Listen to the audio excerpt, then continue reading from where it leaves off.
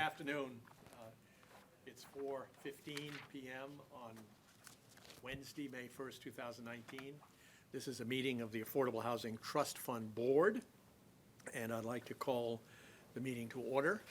We have a brief 15-minute agenda before we are joined by the Affordable Housing Committee, and then we'll have a somewhat longer show, which you're all welcome to enjoy.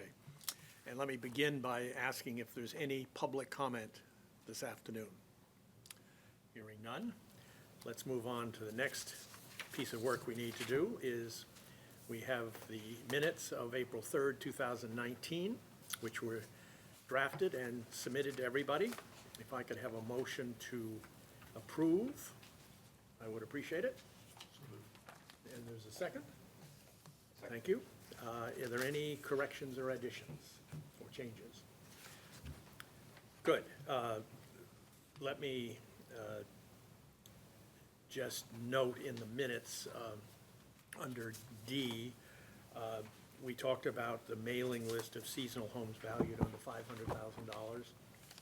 George Meservey has been working on that and trying to combine the beach permits with those to understand which ones are seasonal and which ones are not.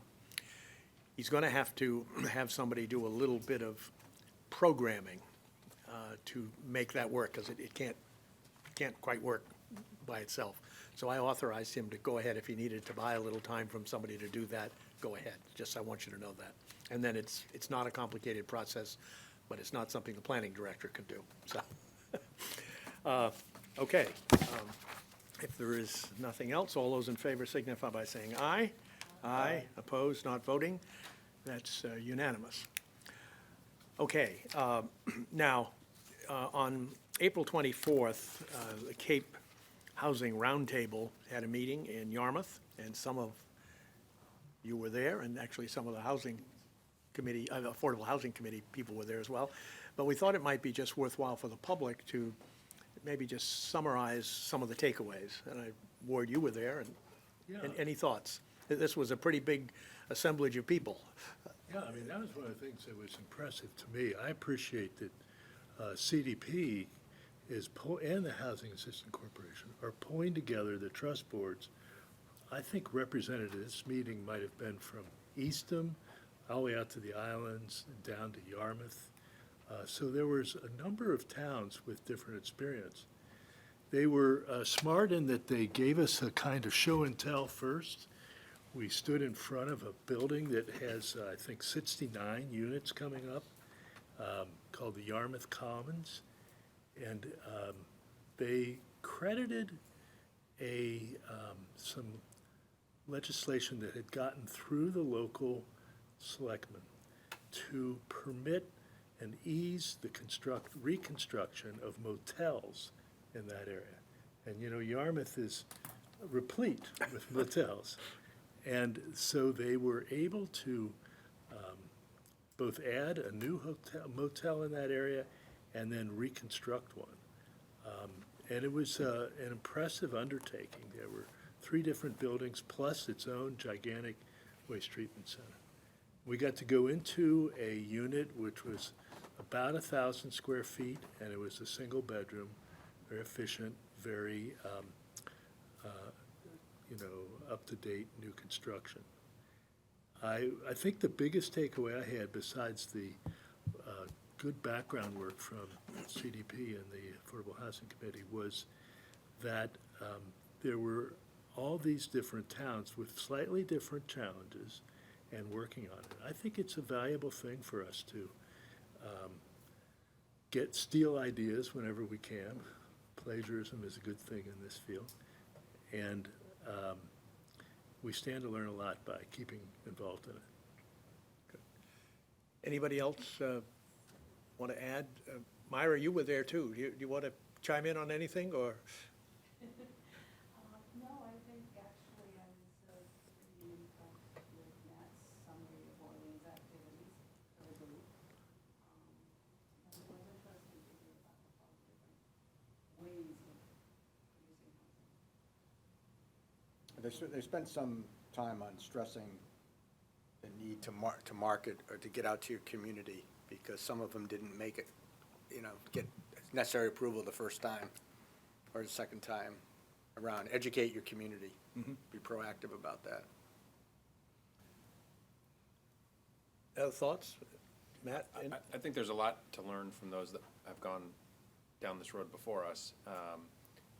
The project that was the main subject of the meeting to tour through the 69-unit Yarmouth Commons project had a very long road leading up to where it is today, and we're not at occupancy yet, but wow, what an impressive 12 years or so. what an impressive display of what is possible and can be done. So I've asked the director that led us through there, and I'm just looking for her name, to send us the RFP that was ultimately successful. I believe they said they put the RFP out for developers on that project twice without any response. It was finally the third time that they did get a response. So I know, at least speaking for myself, I've got a lot to learn for what we need to do to then, as opportunities come up, to engage the partners that we need to make these things happen. But what a great example. It was interesting. I was sitting next to a guy who was a developer. And, he was just kind of sniffing around, is there any business in this area? And the team that had done the development certainly had a good calling card for what they accomplished. Yeah, and assumed more risk than I would have expected. Really? Yeah. And they were described as a great partner, all the way through making more than reasonable accommodations. So is there a takeaway? How much did the town of Yarmouth have in this deal, roughly, Dollar-wise? Yeah. Over $2 million. on a gross project cost of? That they weren't as forthcoming about, but on a per unit basis, it was $30,000. $30,000 a unit. okay. 30,000. Yeah. 30,000 they subsidized. Yes. Yeah. That was the 200,000 Affordable a Housing unit. Trust. 200, okay. That's what so- they told us, That's the the cost, estimate. yeah. Okay. Cost of construction, So it's I- $200. the $2 million went to- $200 a square foot at 1,000, roughly. I think the assumption was that the 2 million bought the property. Yeah. That's what I came away with. Bought the motel. I don't know, how many acres was it? That just seemed to be a metric that Yeah. across the different groups, what does it cost to create a deed restricted affordable unit? And the $30,000 to me seemed like pretty good, pretty good buy to get 69 units at 30 a unit. So I was looking at Eastham, and I think it's a similar percentage. Eastham appears to be about 10 or 15% of the gross project cost in Penrose. With CPC money, they were a little short of $2 million on a project that was a lot more than that. So I think one of the fascinating things, and I couldn't go, but what I've learned is that, yes, it takes money, but if you play your local money the right way, you can get a lot of leverage. And I think that's one of the things we need to understand, how we do that, so that, people in the general public say, well, all right, it's gonna cost $200,000 to build a unit. How does the town of Orleans come up with $200,000 per unit? Well, we don't wanna do that generally with a bigger project, because the developers who get tax credits and state help and all this kind of stuff know the metrics they can play to take a little bit of town money and leverage it a long way.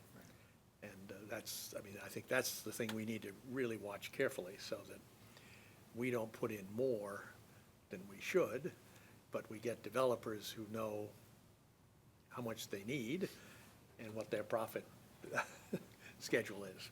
Yeah, you kind of turn tax takers into taxpayers. Yeah. Yep. I guess another thing that I thought was that there was a sense of some momentum that in many towns around Cape, there was like a tipping point, or things were moving on the affordable housing front. And I think that's a good message to share with our community here, that, this isn't some wild-eyed committee trying to do things that are out of the norm. This is a strategy that towns all across the Cape are actively working on, and we can be part of that movement. I think the training by Community Development Partnership on the Outer Cape and the work by HAC west of us has created an incredible educational incentive. You know, people understand now that there are choices and that you work together in what you need to do. And the question is, how do we take advantage of that here? So, Capitalize. okay. Anything else? So it's about time. Oh, Mrs. McLennan, yes. Along the same lines, Community Development Partnership is offering an advanced training in public outreach and advocacy. And I believe it is June 18th from 5 to 7. It's a Tuesday. So that's available to all of us.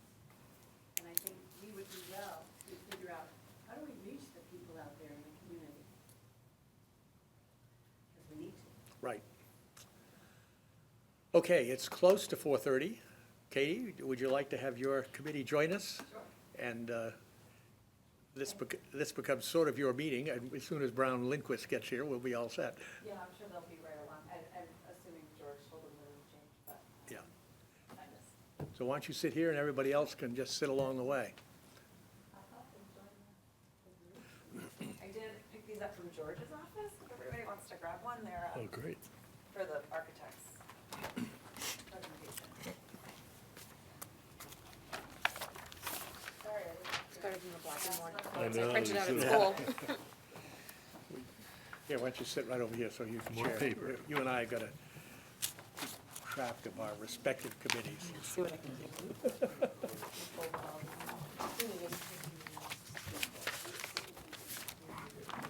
It's a lot better than my 8.5 by 11. Yeah, I was thinking the same thing. I didn't even know it was a huge document when I printed it out.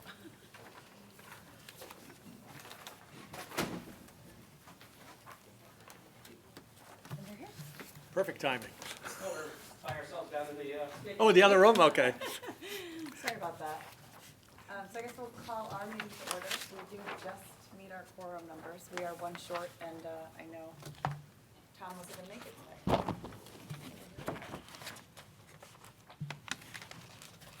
So just for the public, this is a joint meeting of the Affordable Housing Committee and the Affordable Housing Trust Fund Board. And the first item on our joint agenda is a presentation by Representatives Brown, Lindquist, Panuccio, and Rayber on the work that they've done on the Cape Cod 5 Operations Center study. So Rick, the floor is yours. All right. And if you need PowerPoint and everything, no, we got easels and boards and handouts. okay? Rick, I think, unless you have more, George took the liberty of printing us out, I think, what you're holding. Yeah, there are a couple little minor edits. Okay, but great. Nothing too substantive, so. we can, Let's set these both up over your both easels over there so that they can pick them up with that camera. Sure. Okay, that would be perfect.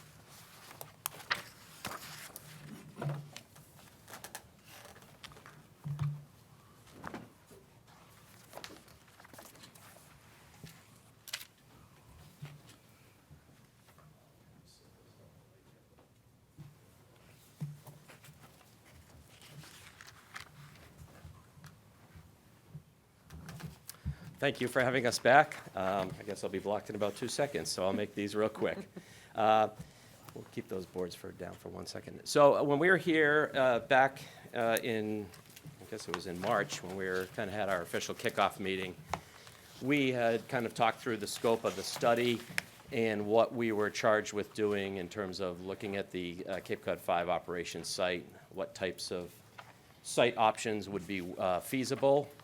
We were pretty much given free rein in terms of what the site could accommodate in terms of unit count and to some degree unit mix. We had a discussion at that time about what your housing production plan had for unit count. And I do want to kind of start with that only because we had an interesting conversation with Laura Schufelt from Mass Housing Partnership. In the town's housing production plan is not quite in sync with the state's, the DHCD QAP, the Qualified Allocation Plan. So there's more one-bedroom units sought by the town in the production plan for lots of demographic reasons than the state would currently recognizes in their plan. So there's a bit of a disconnect right out of the gate with regard to what the state would be looking for someday when they go to fund perhaps a developer through the low-income housing tax credits. Rick, just as a point of clarification, Sure. we don't have a housing production plan. So the housing study, I should And we say, sort let me of- qualify that. We did that on purpose. Yeah, so the housing study that I've been kind of working off of, that document. Yes. Is pretty, it's goal-based, obviously, with regard to what the town is hoping to produce in terms of housing. When we were with you at the kickoff, I think the discussion was, yes, let's proceed with that basis. So that's kind of what we've done, and then we've built upon that. So we've used you'll see several micro units or studio-type units woven in that were never really part of the conversation. Everyone seemed to be in agreement that, yes, let's see perhaps how many of those types of units might be able to get worked into the plan. We went one-bedroom heavy, but we put a reasonable sprinklering of two-bedroom and three bedrooms, because they are going to be required. Again, if ultimately the plan is a developer who seeks a low-income tax credit path, and I guess that's an if, then we know that certain things like three bedrooms are still going to be at the 10% level. So that just kind of to set the tone about where we've gone. Yes, To sir. be clear, what was the state emphasizing that was different from They what our have- study emphasized? Yeah, let me, I want to give you those numbers to make sure we got them accurate. Yeah. So they're heavy on,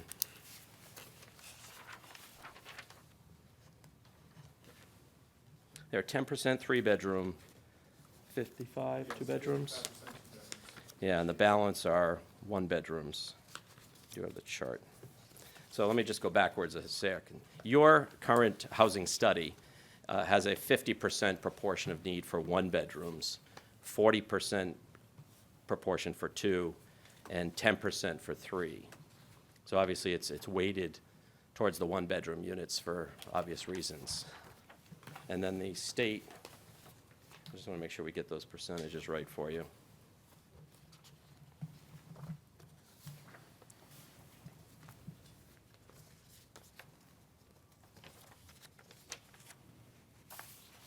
So 65% two-bedroom units is the DHCD goal, and 25% one-bedroom, and 10% three-bedrooms. So there's the disconnect right there. But anyway, at this level of study, we're kind of looking at what the site will support. But it will bear alignment someday. It might be a conversation. I asked Laura Schufelt, how much wiggle room is there at the state? And she said, well, anytime you veer from their kinds of formulas, you could create delays, you could create some uncertainty when it comes to that level. It doesn't fit into their nice little checkbox and their nice little formula. So she said it may be a conversation between the town and DHCD so that they understand better what the local needs are. And if you're going to push a little bit heavier onto the one-bedroom side, you've got some good demographic information to back up that rationale. So, okay. So now we'll walk you through, there's a lot here, so I know we can't be here all night. I'm gonna probably give you a bit of a fire hose on the concepts, if you have had a chance to look at them at all first.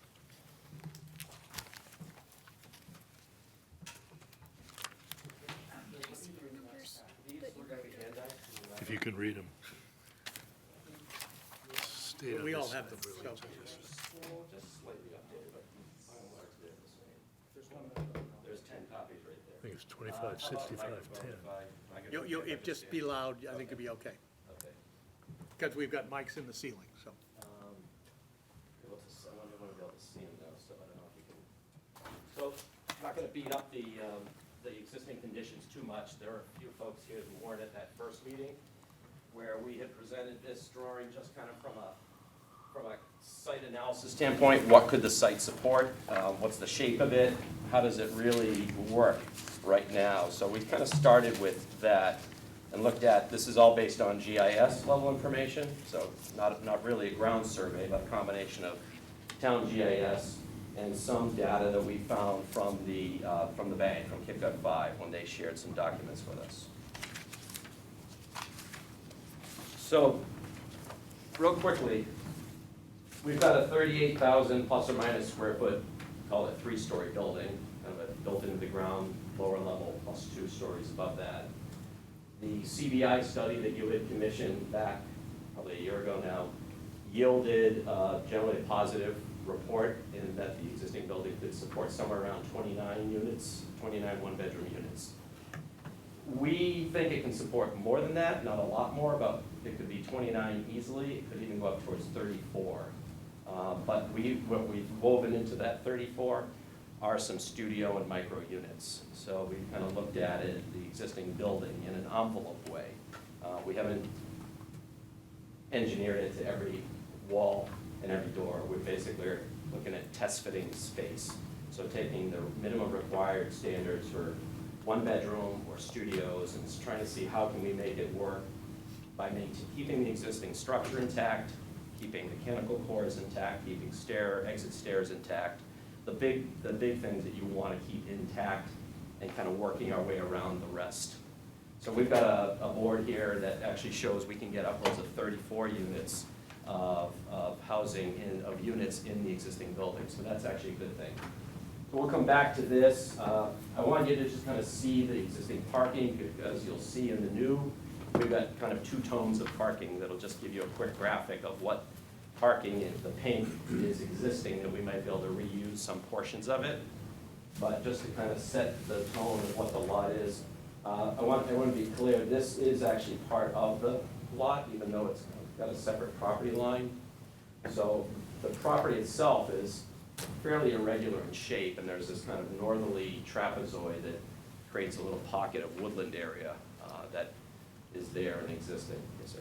So I thought that was the great state of Texas over there. And Is there? no, with the shape, the whole thing. Yeah, the whole thing. Well, no, I mean that the green and dark green area that you pointed to that's not as developed. And when over in there, when I drove over there, it's, I mean, those buildings next to the parking lot are pretty close, maybe. Is there? No, down, This I don't know, building 10 o'clock, here? Okay, these structures. yeah. Yeah. And there's a sort of a gully in there, Yeah, it's kind of picking up some parking lot drainage down in this area. yeah. So it's a little bit of a low-lying area right there. But in your sense, it was all buildable? It As was, far as we can tell, without, of course, getting into things like soil borings and other things, we're assuming it is part of the buildable envelope. So we've looked at it, and you'll see scenarios here where we're preserving that area for site amenities and concentrating the housing in the already disturbed parts of the site. And then we're kind of pushing the envelope in some other concepts where if you've looked at those drawings, where we're actually kind of pushing up and into that area a little bit and trying to see what that yields for a unit count. So, and my question is really, who are we pushing up into? Beacon is over there, right, the restaurant, and then the buildings that are sort of right north of the main parking lot, right yeah, west of the there's a main. lot going on right here. And this woodland area is a bit of a misnomer. It's not very heavily wooded. They're pretty thin. There's not a lot of really deep, mature plantings in there. When we were there in the beginning in January, February, you can see right through there. It's pretty thin. So it's despite the graphics and saying existing woodland, the reality is it's a pretty sparse woodland. So that just gives you kind of a sense of the parking as it kind of wraps around the building. There's kind of a low point on the site here. There's kind of a high point here, and it slopes down and around. So it's not a flat level site by any means. There's definitely some changing contouring. There's this kind of 2-way driveway, ingress in one direction, egress in the other. So there's a little bit of confusion, I think, in terms of the way the entrance and exit even works. So you'll see in virtually all of our plans, we're proposing at some point to consolidate those and to create a reasonable width, singular ingress, egress. But I'm gonna move right into kind of the options. Apologize, you It's can't really okay. see it from there. So option A, this is This starts with almost the original intent, which was, can you get 40 units on the site? That was in the RFP, with the assumption that we're 29 in the existing building. The 40 units actually becomes a pretty reasonable lift. The conclusion there, based on however we want to configure it, that 40 units is a pretty reasonable bar to get to. We have one concept that gets into the 50, and then we even push one that gets towards 56, which doesn't meet parking. So we'll get to kind of the maximum test fit, if you will. But again, tonight is a first blush. We're not looking at this exercise tonight as a one and done. We're gonna be looking for feedback of which concepts the group is interested in exploring and pushing to that next level of study. But it's a pretty good we have 6 options. We could have done 26, because there's variations on theme with any one of these. But if we start with big picture, and we look at what can we do on the site, what it would support in terms of zoning compliance or eventual non-compliance and waiver requests, we've in a sense taken the gloves off, but we're mindful of what concepts would be relatively easy to get through, meaning as of right. We meet parking, we meet zoning setbacks, we meet lot coverage. There are several in the 40 units that I think do that. When you start pushing upwards into the 50 or upper 50s, you start to run afoul of your own bylaw, and that's where zoning waivers most likely would have to be requested, mostly in the area of parking, perhaps in the area of lot coverage on a few. We have not done every stitch of math just to set the tone on every concept and run every one of them yet down through the bylaw in terms of calculating lot coverage. But intuitively, we know kind of which ones are gonna tip the scales and which ones are fine. You basically have a 75% requirement, no more than 75 maximum lot coverage. So you can kind of look at them and even graphically get a sense on which ones might start tipping the scale on that. Virtually all of them meet the building setback requirement, which is pretty liberal. The red line you'll see running around the perimeter sets the actual setback for the structures themselves. So the setbacks don't seem to be too onerous right now. So option A is a 40 unit, and there's no micro units in this case. This is a 21 bedrooms, 16 2 bedrooms, and 4 3 bedrooms. So this meets the housing study intent right to the letter. This one kind of starts the baseline of what the town had hoped to achieve in terms of unit count and in unit allocation. So it's kind of the starting point that we went from first and built upon that. So option A keeps the existing building intact, of course. And when we say 25-34 units, that's just a variable about what we want to put in the existing building. It can go anywhere from the 25 to the 29 or upwards to the 34. And we're giving it a bracket because then we're saying, let's go 25 on the low side. We can get 15 units very comfortably in a building on the northwest corner of the site. Now, one thing that we don't think works as well, it preserves a lot of the existing parking, which is good. It preserves a lot of kind of basic site infrastructure, but it definitely pulls the buildings apart from one another, and the parking and the circulation kind of bifurcates the site. So that's, in our mind, what our next option, B, starts to try to deal with.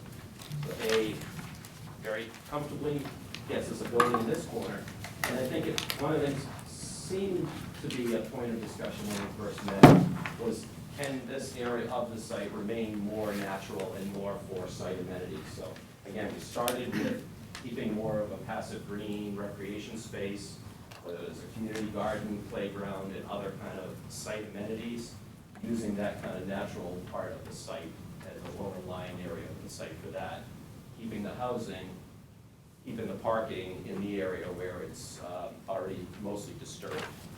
So that concept does that. Minor things, easy things to scatter around are bike shelters. We put a small covered pavilion in this area more as a way to try to unify the two buildings and provide some common outdoor space that might be accessible via a crosswalk from the new building or a sidewalk from the existing building, just as a way of trying to join old to new. But again, unfortunately, it's kind of across the driveway and across parking to kind of get to that. So that is kind of option A quickly. And I'm happy to go through them and then certainly go back and we can talk about questions. Option B tends to try to mitigate some of that concern by pulling the building that we just looked at southerly and using that space that is currently parking for the structure itself. So again, similar to A, it's 40 units of a similar unit mix. We have to have 67 parking spaces under these scenarios. We've got 70, so we meet the requirement under the bylaw. In this one, we introduced 10 micro units, 16 one-bedroom, 10 two-bedrooms, and 4 three-bedrooms. So you'll see the one-bedroom goes to 40%. That 25% could be much smaller units. We've been using the term micro interchangeably. The state calls them enhanced SROs. There's something in that 350 square foot range for a unit size. Do those fall under the one bedroom for what the state would be looking for a They fall proposal? out of the one bedroom. They do, Yeah. so it's a whole separate category. Correct. And do They they? recognize the category. Okay. It just wasn't in the housing study, and when I brought it up at the kickoff meeting, there seemed to be some interest in seeing if we could weave some of these less than one bedroom type units. What is the sense of demand for that kind of a unit, 350 square feet? So essentially an old school studio unit, smaller So- efficiency kitchens. The state will require some shared congregate living, so they're probably less likely to be in the outlying buildings and a bit more, we're concentrating those might be more in the existing building. Where we might be able to provide some common living spaces, you have to have kind of that extra space beyond your walls. Local demand, I couldn't answer that question. That would have to be something that. I just wondered if maybe the housing study, there was some expressed interest. How would you compare it to a college dorm room? Oh, bigger, college dorm rooms, Double? something 150, 120 to 150 square feet. So it's So probably double, Double, 2.5 that double size. dorm room. Yeah, they basically think of the old studio apartments, I know I had one a long time ago. It was the bedroom, the living, the bathroom, and the kitchenette was one space, and it was all within probably 350 square feet. How long did you stay there? As little as I could. Exactly. But I think it's affordability, I think it's an affordability thing too. Yeah, Yes. And you get a rental point that they become of interest. yeah, Ward, I think the reason we started talking about it, I don't believe they referenced it in the actual study. I don't think it was something we looked at. The thought was just it would be more affordable. Yeah. Putting subsidies aside, just something that people could afford more easily just by nature of the size of the unit. So something we're just sort of playing with, I guess, at this point. Selling out in San Francisco. Yeah, I bet they are. And New York and Brooklyn.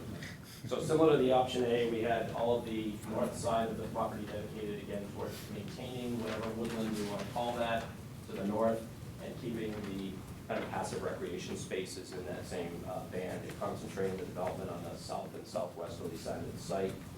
Again, the pink are parking areas, parking spaces that are remaining, so of course we would have to extend that. We're losing parking here for the building, but we start to create a little bit more of a courtyard type space connection between the new building and the old. It starts to kind of create a little bit more consolidated area, and we thought that was worth exploring. So again, 40 units, and any one of these, this concept could have no micro units, and it's just at this point, a game we're playing between pumping units into here and how many get in here. I think we're proving very easily that these 40 unit concepts can be done fairly easily and fairly as of right. I think that's a key distinction. Option C has a different kind of approach. It's similar to B, but in this case, we've actually connected it and pumped the unit count up to 50 units. Now, where we come up a little short though, of course, and this is why we go through these, is you start to bump up, if you're going to that 50 unit mark with this particular kind of concept, and without pushing additional parking into some of these green spaces, we come up a little short on parking. So when you get into 50 units, we have in this concept 10 micro units, 18 one bedrooms, 17 two bedrooms, and 5 three bedrooms. You start to push, and unless there's no allocation in your bylaw for these micro units of parking, so we use the 1.5 spaces per unit.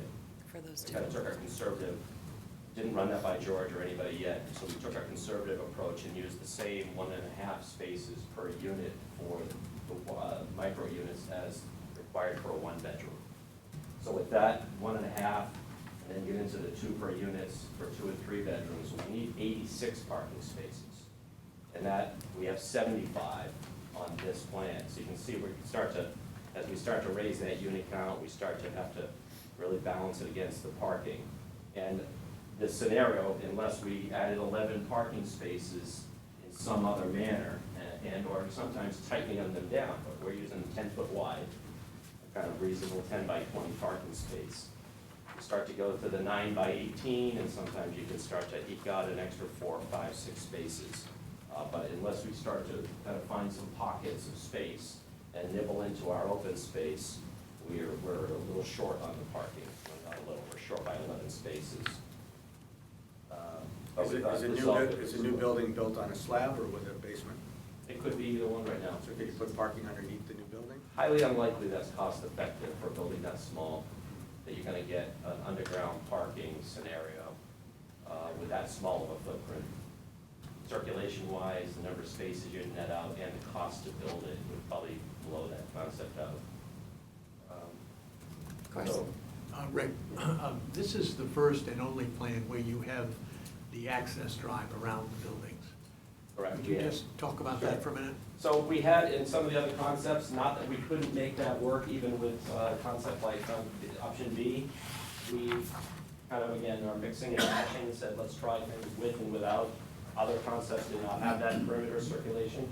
This one did allow emergency vehicle, of course, to kind of come in and literally, with maybe a change in the material, make it a circular connectivity around the entire site so that they have access to the back of the buildings. Of course, that's always good from a fire response or emergency response perspective. It changes the nature of the back of the space. The conversations I've had with fire staff, if there's a fire back here, they're never really sometimes wanting to park that close anyway. There's a certain distance that they want to be.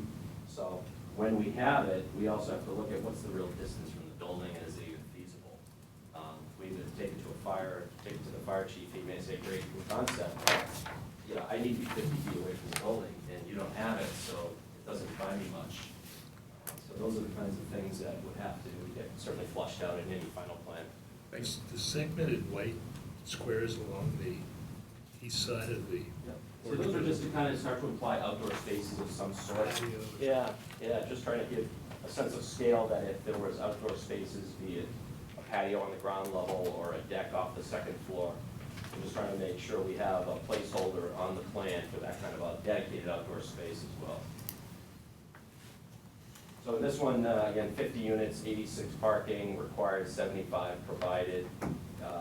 Again, northerly concentration of the common areas and the recreation spaces, and the concentrating the existing buildings here. We're also, with the connection, you start to get obviously some efficiencies with community spaces too. So now you've got a completely integrated facility. You've got essentially the existing elevator that may, depending on how we someday mapped out the pathway, the existing elevator may be able to service that new structure without having to add another elevator. It might allow good access to the out-of-unit storage in the lower portion of the bank's ops building, access to community rooms, so there could be some efficiencies by actually connecting the buildings. So that's option C. Can I ask you about elevators? For 50 units, is one elevator sufficient? It can be, depending on where it's located, but, you know, there's no, unless I, speaking out of school on the elevator code and travel distance, there's nothing to say one elevator located here can't service a portion of the building over here.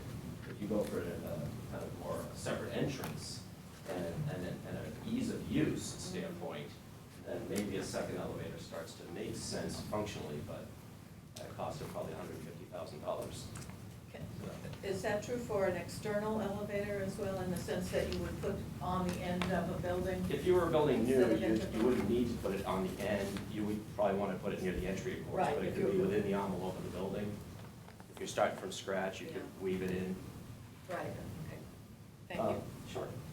So option D is when we start to kind of take a little different path, and that's where we start to go from the bigger blockier buildings with more units into something a little bit more scattered site and a little bit smaller scale. So in this case, we're kind of making an intentional move up into that north portion of the site with 12 units. So think of these as 4-unit townhouse type buildings. They would probably be more conducive to the 2s and 3-bedroom requirements, and a bit more perhaps on the family rental side of the equation. So in a sense, you've got kind of 2 separate distinct areas on the site divided by the driveway and the parking. This is still back into the 40 units, so now we've kind of gone back to kind of what can we do with 40 units, but with some more scattered site, smaller scale buildings. We pushed them away from the building just because, as you'll see in one of the later ones, we just had a concern too from a scale standpoint, small buildings with this large 38,000 square foot building right next to it. Might be a little bit of a scale oddity. So we said, well, let's push it apart. Let's put 3 buildings here in a bit of a cluster, keep that. This makes for ease of phasing if it became a phased project. And now it pushes that kind of recreation space a bit more to the southwesterly corner of the property. So what is now parking and a bit sloping would probably have to be kind of managed if we're still trying to get, or again, I say we, a developer of some sort, is trying to weave some kind of open space recreation, playground, and site amenities. Because we're taking this real estate, we've got the existing building, we've got all of our site and roadways. Kind of by default, it puts the southwest corner where the pocket of open space would want to be. 40 units, 66 spaces required, 71 provided. In a concept like this with the passive script base in the back, what's your take on the aesthetics of it from the road as far as access to it for the places that are sort of in the front? Is there a drawback at all to families on one corner and individuals on the other corner? I'm not sure. The site is not so large that they're so disconnected. I think it's still going to read and feel like one community. I think certainly there's one ingress, but we've kind of peeled off the parking for this area, so in a sense they could kind of split apart right here at the entry. And we can create some planted area here to pull cars for this building separate from vehicles here, just by splitting this here. And again, hardly engineered roadways at this point, but I think scale-wise, these start to work with things that are already around it. Context-wise, the smaller scale buildings on the north start to probably fit in quite well with other things that are going on. But again, we start to lose that pocket of space for any of the green space or kind of passive fields. What is going on the south nearby? On the south, Well, this way. on the westerly side, It's Mid-Cape Highway. Yeah, so you did, if I has the aerial, but I don't think you can see them on the so aerial. I thought it was a highway, so you're putting, there's a question, do you put the building near the highway, do you put the path near the highway? And isn't there a pretty sharp? Drop off? Actually, that is going, there's a bit of a knoll here, so we're at 80, and then it goes up, and then it kind of drops back down the other side. So we've got a bit of a knoll here. I haven't walked deep over here towards the highway, but based on the GIS, we're kind of a high knoll here. And we're sort of elevation 80, and then we're dropping down 75 on the backside. So you'll see it's kind of a bit of a burned edge on that site. It's already a berm there. It would be an interesting dimension to pull though from the highway to the building. I think that's something we could certainly pull for the next meeting. So we have, if we zoom out on the GIS, we should be able to pull a dimension from the highway itself to either the existing building or one of the proposed buildings. It's easy to check. How many stories are those small buildings? 2 stories each. 2 stories. These are kind of meant as compact townhouse type style units where you have 2-bedroom, 3-bedroom units. And then you have to sprinkle the accessible units within them, and of course those start to be on the ground level. 3-bedroom accessible is going to be a ground floor unit.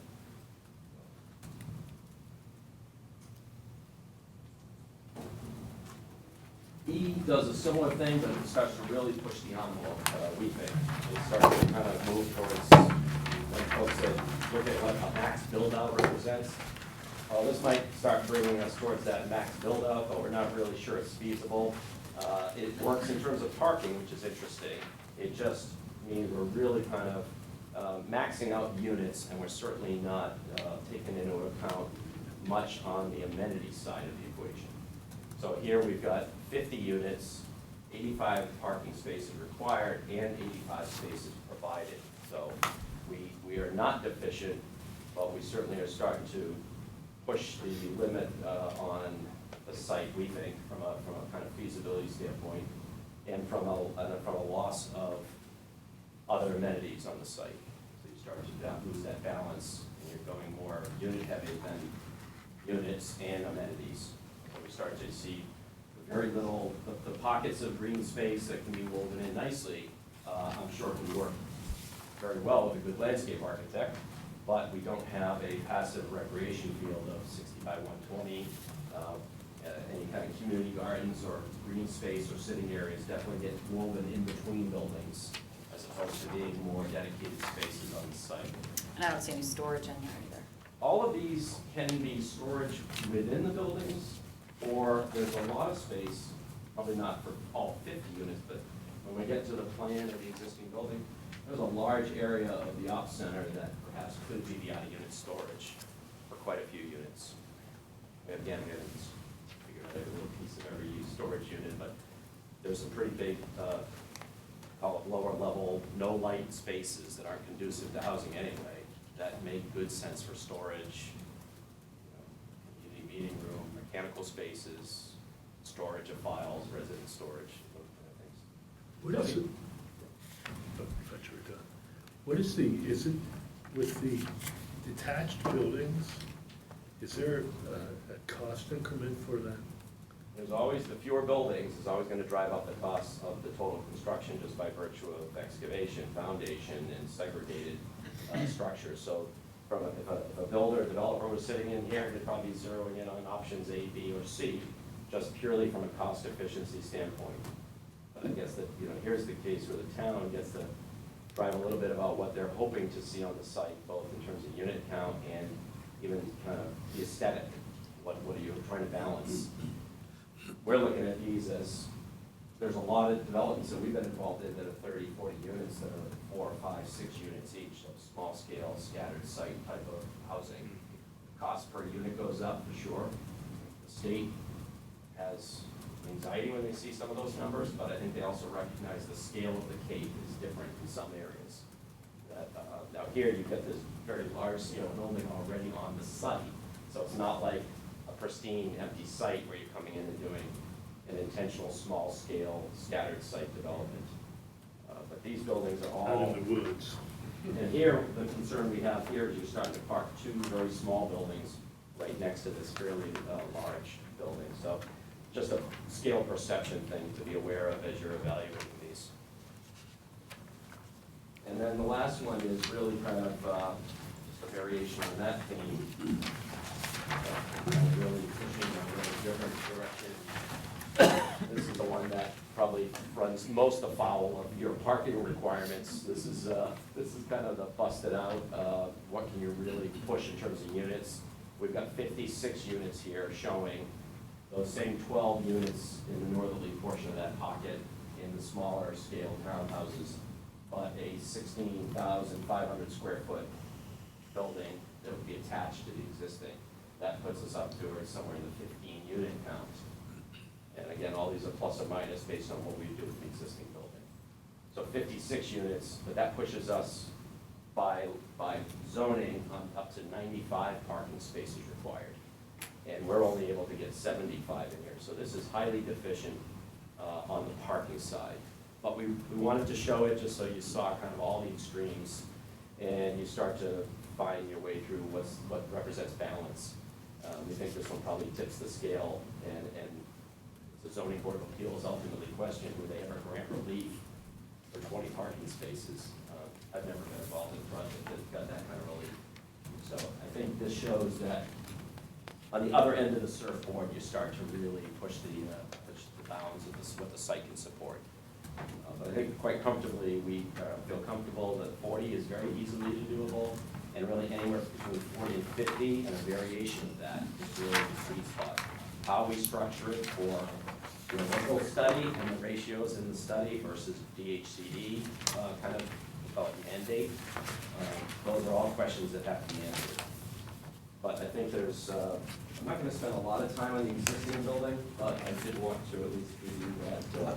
How far away is that, or that bank that's closed at the corner of the Shaw's parking lot? Distance-wise, I'd be shooting from the hip. Is that Again, property we for could- sale? Or the small drive-ins or? So here's an aerial from the GIS, that's the highlighted main part of the property without that upper, and I think you're talking about that building there, so it's a pretty fair distance. Sorry. And what's in between? Parking and driveway. Service road for Yeah, the, I think it's a for service the road. back of the store. Back of all this Oh. stuff. Some big trucks come in and unload in the back. I don't know, I think it's a for lease sign on that building. I think it's part of Yeah, that. for least part of the. Yeah, it's part of that whole It's been complex. a long time since anything's been in there. For sure. So, again, I'm not gonna get into the weeds on the existing building too much, but they're all color-coded, and you can see that we've taken the structure, the elevator, the stairs, the mechanical rooms, all the primary things, and left them intact, and kind of woven the units around them. And again, we're landing somewhere in the 34 units, 29 easy bar to hit, if they were all one-bedrooms under the original CBI report. We think we can slip a few studio and one-bedrooms, so we've got, studio micros. We've got 8 of those woven in and 26 one-bedrooms. So we've kind of pulled some of the one-bedrooms down and pushed some of those micros up. Again, Just one question before we dive deep into the existing. So your scenarios seem to range from 40 to 56 units. So all of these rely on sewer, correct? well, we've been told to assume sewer. Yeah, And okay. part of the study we have been working on, it was not a reverse engineered septic analysis. That's a whole different study. We had to start with a Title V on-site sewage disposal and work backwards on unit count. So what besides parking then became limitations? Like where did you run into the limiting factor? I think it was mostly parking, making sure that our parking count, our parking requirement aligned with the unit count. And if it didn't, what's the probability of somebody getting a waiver request on the parking? And then, again, we're starting to think some of those, the E and F concepts haven't calculated, but I think we're probably right on the edge, if not over, on lot coverage. So I think we're probably a bit of foul on lot coverage on some of those 56 unit concepts, by virtue of the number of buildings, the amount of parking and surface coverage. So we would have to go back and calculate the math. We don't want to beat all those up to the nth degree unless we thought there was any interest in going to that level. If there isn't, we'll concentrate on those concepts that seem to be more palatable, I guess is the word. So I think this gives us a really good picture for what, the ends of the spectrum look like, right? Just sort of reasonable use of the existing building, maximum use of the existing building, minimum use of that plus a new building, maximum. And even within your parking analysis, that 95 spaces at the max build-out number is really a conservative figure, not knowing what the town, what we require for a micro unit, because we don't have it defined. And I right? kind of So- took a conservative 1.5. Yeah, so I think that does a really nice job of sort of defining the bounds, and then we can figure out where to work with it. And that's what we're looking for, and not that we'll get all the feedback tonight, certainly if you have time to kind of workshop it and kind of think about it, create some feedback. We could, you say, that I don't know what the end game will be someday, if there's ultimately an RFP that goes out to a developer. I think the projects that seem to do best are when you're casting the big net, but you're not trying to be too prescriptive to the developers so that they can think what works for them. How might they design it? How might their pro forma work? I think all of this is obviously to kind of inform that process. But we are trying to give you kind of both bookends of the spectrum, knowing there's multiple ways of skinning this when we get down to unit count, attached buildings, detached buildings, thinking about scale. So real quick, I'm not gonna go through this floor by floor. Sorry, but- Rick, one more Yep, sorry. question. I think Fran had something to say. It's a question of when are we going to get feedback? Are we just going to do that today? Are we going to meet separately and then pass you feedback? How do we imagine that? I didn't, but off the cuff, I think it would benefit from our own meeting separately and having a conversation that didn't, take up everybody's time and sort of consolidate it. Probably hit George with it, if you guys wanted to do the same, let George consolidate it for you. I think that's probably the best way to go. I've offered to go meet with George one-on-one, because I knew he couldn't be here tonight, to walk through these, so emailing them, I didn't give him a lot of description, so he's certainly not hearing this part. I'm happy to meet with him one-on-one and walk him through the exact same rationale. But we have no problem kind of taking a pause point while you kind of wrestle with it and think about it. Digest it. Yeah, so again, there's multiple ways of thinking about this. And we've got the drawings that show some of these. The only one thing that caught my eye, just today, when we were in the conference call with Mass Housing Partnership, we had one unit that was only like 216 square feet. So minor things like make that a little bigger, and certainly there's a one bedroom right next to it that could give up a little space. So those are kind of details. But I think thinking in the 29 to 34 of the existing building is going to be quite comfortable. And I don't think we're pushing the envelope, and I think we're holding on to a lot of the infrastructure that's there. So when it comes to rehab dollars, the developer's going to look at it from the same standpoint of what can I keep in this building? Stairs, mechanical runs, elevators, machine rooms, all those things. So we've already taken some of that. What's the shape of the existing building? The condition? I've only been in there once. I'm relying on that CBI report. They were relatively favorable about the overall condition of the building and the systems. The bank has stayed on top of a lot of things on it. I couldn't speak to the deficiencies though. Different analysis. Rick, just because the trust has not met with you before, what is your overall schedule?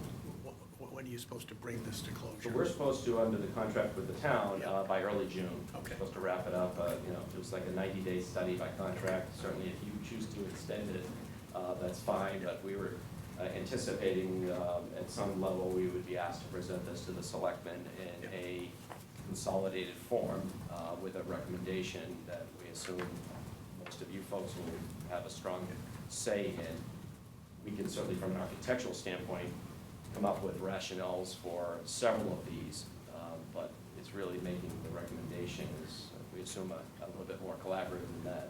So just to follow up on that, I mean, basically what you're doing for us is taking what CBI did, which said, okay, the building is worth looking at, and it's okay, and sort of establishing a group or a set of bookends, let's call it, and it's somewhere between 40 and 50, and then beyond 50, you begin to run into site constraints and things like that. So as far as we're concerned, if we ever go out with an RFP in conjunction with the bank, we know about what we would expect to get back or what we should ask for. And I think also parking is driving a lot of stuff here. And I've spent a lot of time in parking. And there are national standards, but believe me, every community has subtle differences in their parking. They adopt the national standard, but when you begin to look at how the parking is used, you discover that, you don't need as much as you think you do. I agree. Because, and we have 500 some odd condominiums, the majority of which are two-bedroom, we can get an idea of what really happens in Orleans. And I always sort of looked at this as the amount of parking is driven in part by a zoning bylaw based on national standards. But in the end, it's the developer who is trying to lease units. And the amount of parking spaces that he provides is a function of his success in leasing. Okay, so I think that as we get into this, we'll spend some time with George and others, say, all right, what are the real requirements here? And we might set up an amendment in our bylaw, for example, allowing a developer to apply for a special permit to reduce the number of required parking, because it's his problem if he doesn't provide enough, you see. And so he's playing, what's it gonna cost me versus what I can build? So just. And if you choose to adopt that kind of path and provide some leeway, if you will, in that parking approach, that's gonna certainly skew the ultimate design submission. So I think right now, we've taken both the literal interpretation and take the cuffs off and let's push parking aside, knowing some of these concepts would definitely require a reduction in the Yeah. parking demand. I mean, we've done some projects where we've been 1.3, 1.1, they're not as quite as high as the 1.5 to 2.0 that Orleans has in the bylaw. So there is precedent in the area for some reduction below the 1.5 for those smaller units. Okay, I'll also just add one other thing. I was glad to see that you looked at the existing building and discovered that we don't need to be constrained by 29.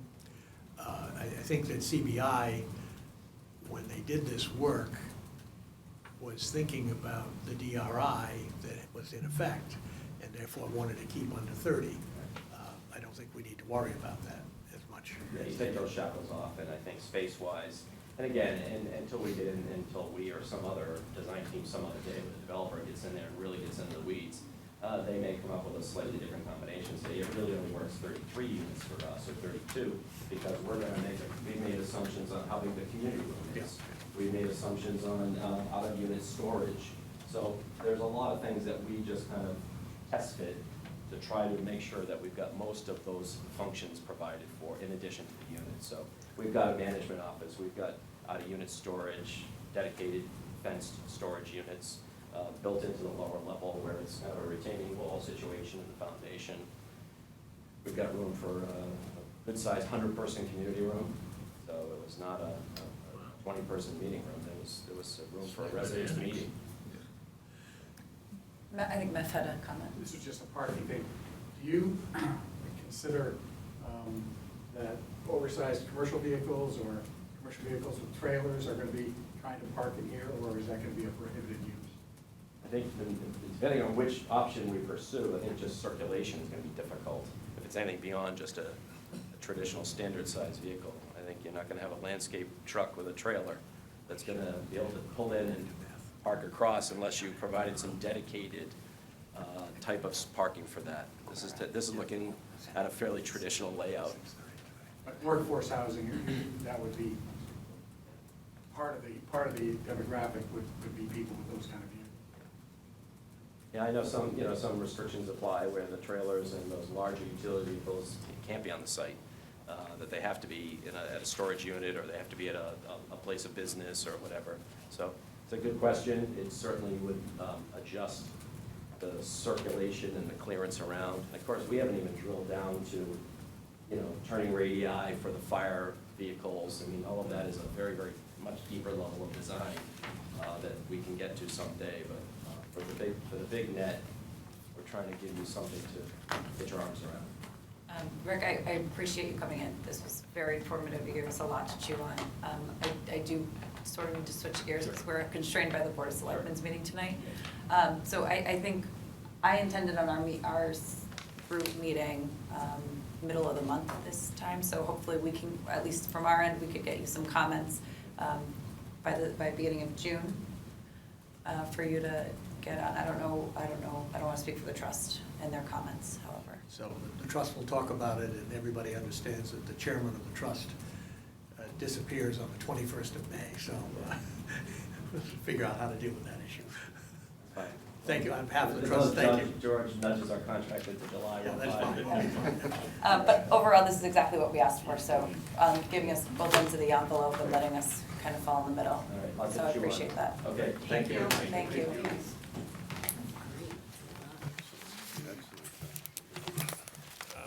So we'll kind of save this comments for this until our next meeting. Does that sound good? Beth, do you want to join us? This is sort of a trust action with the committee being present, but just as background, a month ago, we asked George to work with Habitat to look at a house on Old Timers Lane. As you can see, Beth has converted that to Quonset Road instead. Nice job.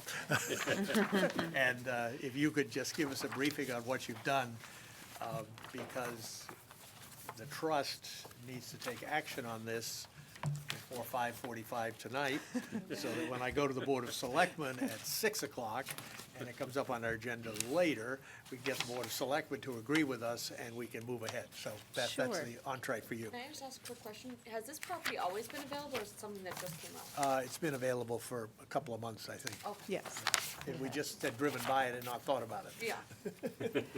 It took a Habitat supporter who brought it to my attention recently, and I thought, when 16 old-timers, for the reasons indicated in the packet, really became ineligible based on its siting on a partially dirt road and the fact that there's no formalized homeowners association. Those were issues for USDA, for other low-cost mortgage providers, and most importantly, perhaps, or as importantly, DHCD had a problem with those things.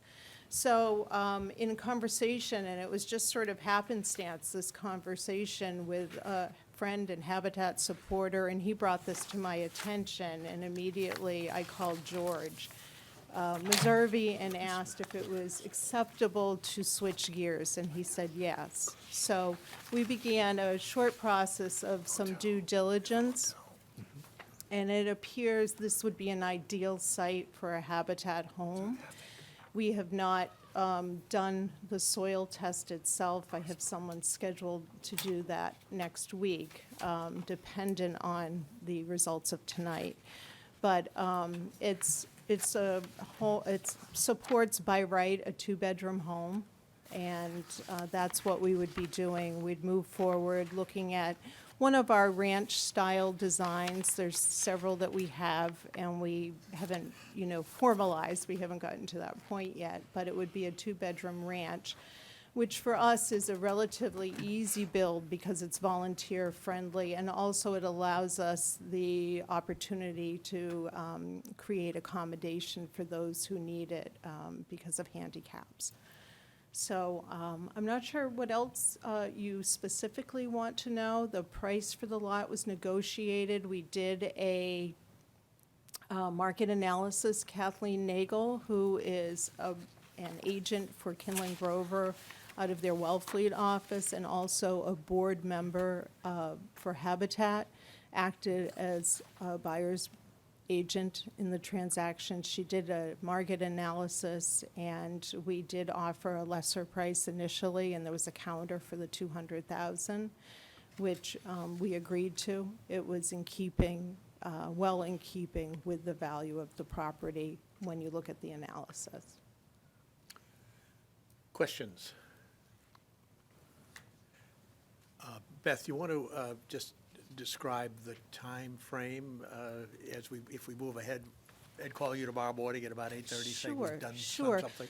In conversations with both George and several members of the Housing Committee, I had said a while back that we would have a hard time pinpointing an exact date because our intention with this particular lot would be to use it as an infill to some other projects that we have. And on the front of the packet that I sent you, it indicates it looks like this. On the bottom, you'll see it has what we have right now in the pipeline. Now, out of those, there's 14 homes currently that we're in various points of feasibility. Some of them are really difficult with regard to permitting, so we expect there to be some gaps. Generally, by the time, looking back, and I should give you full disclosure, I've been working for Habitat since June of 2018, so I'm still on a learning curve. But looking back and kind of anticipating this particular question, it appears that from the point of identification of a lot, and this is sort of on average, there's processes that have taken a lot longer, but from the point of understanding a lot is there, going through feasibility, et cetera, it's generally between 3 and 4 years before there's the build. So I'm looking at, probably a time frame somewhere in that vicinity. But we're talking about a single-family house on a single lot in this instance, right? That Right. by all indications will be a by right project, right? Right, and so there's a very good chance, Matt, that, if we finish up, for example, on the Brewster Paul Hush project, there may be a downtime, and we would be ready to go and get right in and do it. I think this is going to require a little bit of trust and looking back at the partnership that Habitat has had previously with the town of Orleans and other towns throughout the Cape Cod community, because we'll do everything we can to get this built, but we just are asking for flexibility around when we can do it. So it will be done, and I would expect that there would be a house there within, that period I mentioned, but it could be sooner. It could take a little longer. I think there's some ways that we can manage it contractually, too. And just to put it in perspective, Beth, had we had, a 3-acre parcel for you to put several units on, that would be like 5-6 years, right? Yes. Yeah. Absolutely, it could be. So again, just trying to look at it, realistically, and again, thinking about it being as an infill project, I think all of us feel it will be sooner versus later. But at the moment, because this came to us in this manner, which is wonderful, it's just hard to put an exact date at this moment in time. Controlling the land is the critical thing. Controlling the land's the critical thing, and here's the point, and I recognize what Matt is saying about it being a by right single build too, but we have the resources that we have with regard to the number of site supervisors we have, and so whether it's one build or a build with 6 homes, we're having to gear up for it. So from a practical standpoint, Henry. sorry, from Go a ahead. practical standpoint, the Habitat actually purchases it. We provide the money. For the land. So a nonprofit owns the property, pays no taxes in the interim period. It is at one point transferred. That isn't exactly how George and I discussed it the other day. For the next fiscal year, Habitat would pay the taxes on it, and then likely we would ask for an abatement of some sort, but just wanted to make the notation that at least for the first year, it would be. After we put, my understanding of the process is when we purchase it, we put on a deed restriction in the DHCD rider, and that lessens the value of the property with that action. Because at that point, it's encumbered for affordable housing. Got it. Greg, you had a question? Yeah, since it's a by right project, there would be no neighbor notification required or input or That's correct. because of the affordable aspect of it? We'd certainly, be happy to. We like to work with neighbors and do what a community would like us to do around, neighborly relationships. But it's not mandated. So it'll probably be in the Cape Cod Chronicle next week. Okay, so, It's got one more. oh, yes, What's the balance in terms of, you're talking about scheduling, construction scheduling for this time, but what is the question about raising money for the actual home? Because we're buying the land, are we buying the home? We're not buying the home as well, is that correct? No, so if you look in the packet I sent, in the back of this, again, there are some projects in the back, and it gives you sort of a sense, if you break it down by unit, the range of what the cost is. So as you look at some of them, you'll see some of the ones that break out to lesser costs, it's with donated land. And the remainder Habitat raises either through grants. We work with Federal Home Loan Bank of Boston, for example, other grant funding sources, and private donations through Habitat supporters for the bulk of the build. My question is if you moved along quicker, that piece, would that make a difference in the construction schedule? No. It's not, it's a matter of sort of taking the whole. So that's one factor in it, absolutely, raising the funds to put the bill together, but there's other, human resource factors as well. Fran McLennan. Given the question about neighbors, there's no obligation, I hear, to let them know this is happening, and they might read it in the Chronicle, but would it make sense for our committee, our trust, to reach out to the adjacent neighbors to at least have a personal contact and say this is happening? Sure. And that includes the motel across the street, Yeah. which is for sale. That's right. Yeah, I mean, of course, reaching out is great, but my understanding is we're going to vote today, right? About whether or not this is going to happen, so Yeah. it's I sort mean, of, we're not asking permission. right, okay. I'd just like to add something too about the timeline, because I think it's important that we recognize the important piece is getting into the pipeline so that Habitat can build a house, because this is a conversation that I'm having really with towns across the Cape. We want to keep our pipeline so that we can continue to provide affordable housing stock to the communities, but there is those constraints that we have with regard to our building schedule. Matt Runyon? I'll ask it now instead of later. Will the town have any say in who is allowed into the pool of potential buyers? It's a very good question. So with a single home build, there is not, my understanding is there's not the local preference option. And the reason being, with DHCD, they do not allow more than 70% of any build to be local preference. And so, of course, with a one-home build, you have 100% there. So the process is what, just a blind lottery? It is, I believe. But Matt, that's not my area of expertise. So I hate making comments when I'm not 100% sure. But it's following the procedures that Habitat has established, using DHCD guidelines. And the affordable deed rider is 30 years or perpetual? It's in perpetuity. Great, wow. Okay, the action here, if we don't have any other questions, is whether or not the trust fund board would move to recommend to the Board of Selectmen approval of proposed acquisition for a joint project with Habitat.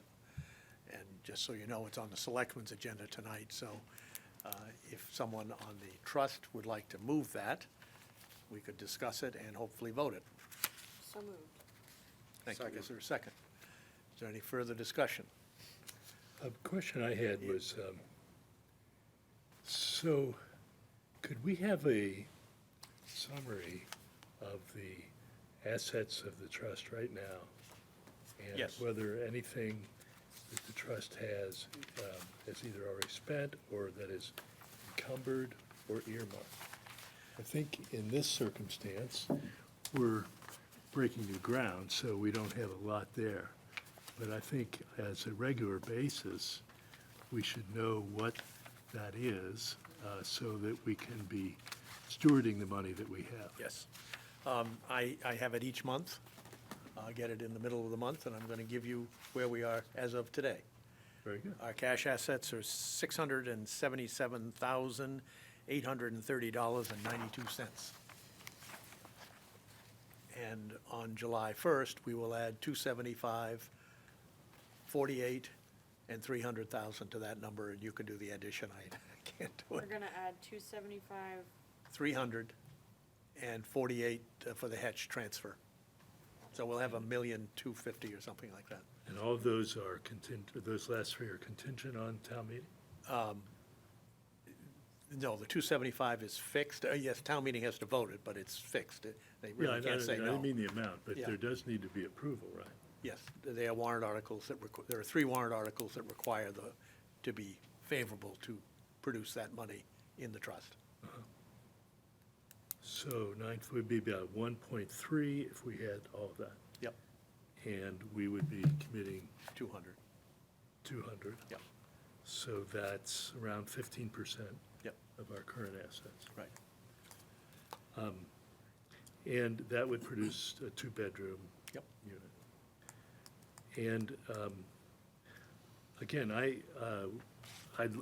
appreciate the need to get a first project going, and I'm trying to introduce these types of considerations so that as we have additional projects, we have a process that we can.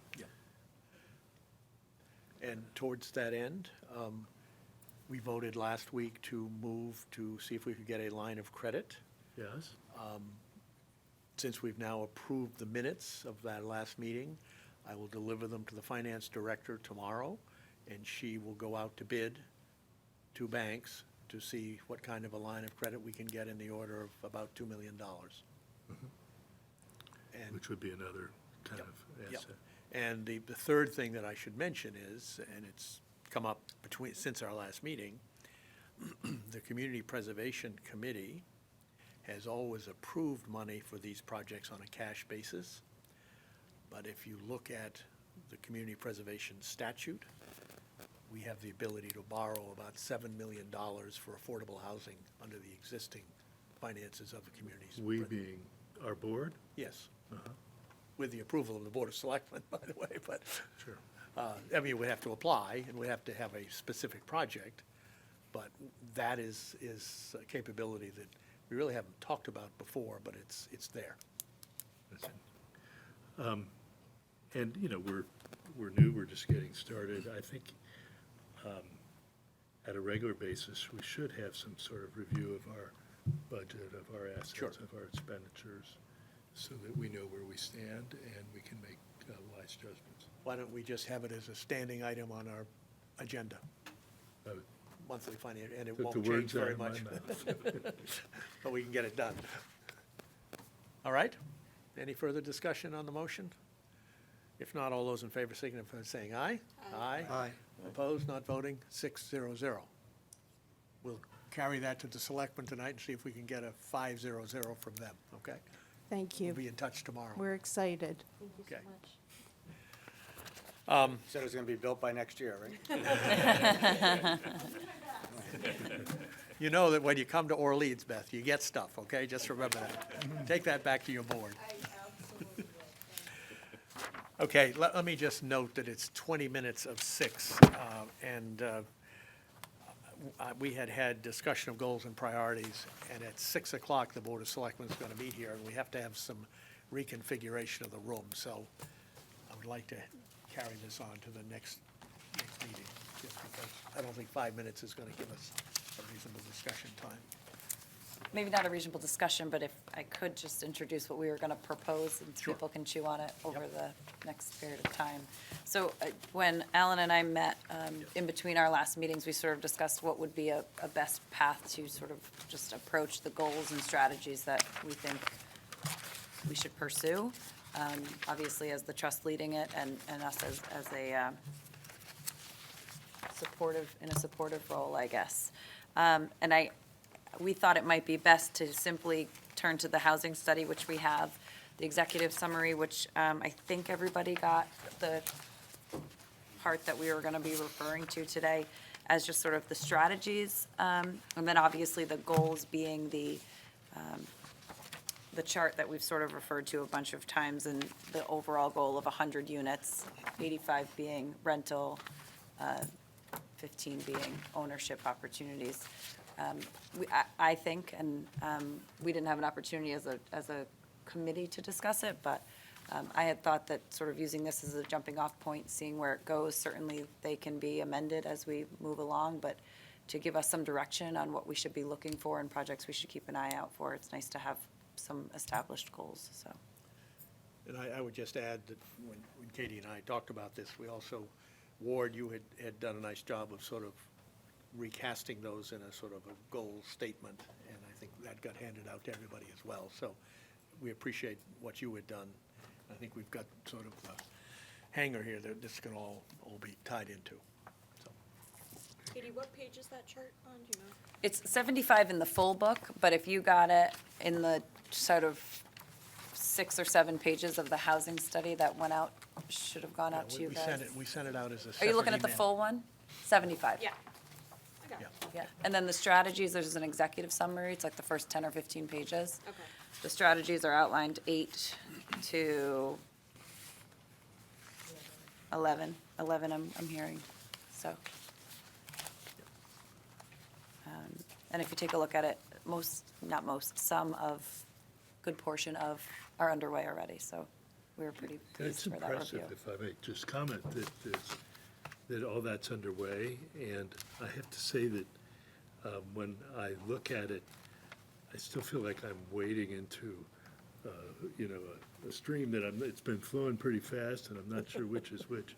Some of the things that say AHC would actually, in a later version now, be AHTB. And I wasn't sure which would be which, and I think that's where some discussion was. Absolutely, and this was obviously created with the trust being one of our major priorities to get to, so it certainly could use some revision in that respect. And I think that's sort of why we wanted to have the discussion, so we're not duplicating roles. So we're aiming for a future meeting. Yeah. And our next meeting is? I'm going to have to talk to Vice Chairman Dewey, That's because true. he will have to convene the meeting until town meeting acts and the Board of Selectmen acts. And then maybe I'll be back, but I don't know. Better behave. I may have created enough problems that nobody wants me back.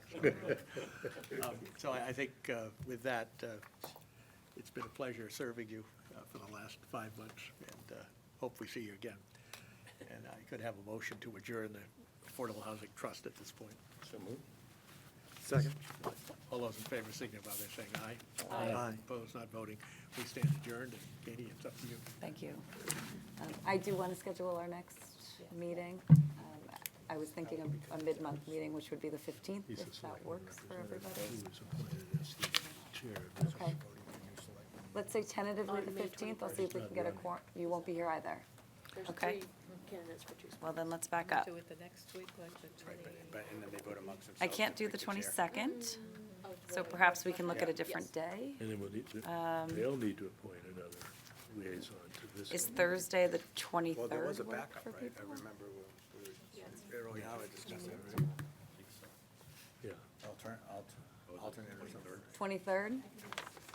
that's true, maybe it was, I think it was. It's gonna be neat Okay, are you driving by here? there all the time. She's away the whole week. I live off Quonset now. Oh, yeah. Nancy, you can't do the 23rd either. We gotta go Have you back, seen the, gotta find Okay. another house, because this. Well, we'll see, we'll tentatively put it on the 23rd. We'll hear from We, Tom, Interesting. How do you like a tent? and then we'll throw out some other dates if we need to. that creates Yeah, if everybody else can covered come. entrance ways. So typical 4:30, Does that have a garage? and let me know if there's anything you want, other than Oh, what we've been doing to be put on the I think agenda. I have a picture. Okay. It's quite impressive. That's the You would plan. not drive by and, Plans. So if I'm not gonna be here. Send me what you want. then I'll Mhm. just, Oh, I did see, yeah. they do lack things like Okay. storage. Anything and else? Racks and all that stuff. Motion to Oh, adjourn? wow. But look at it, when you drive by. All in favor? I mean, when you. Thank you for joining the trust and the committee. We'll see you next time.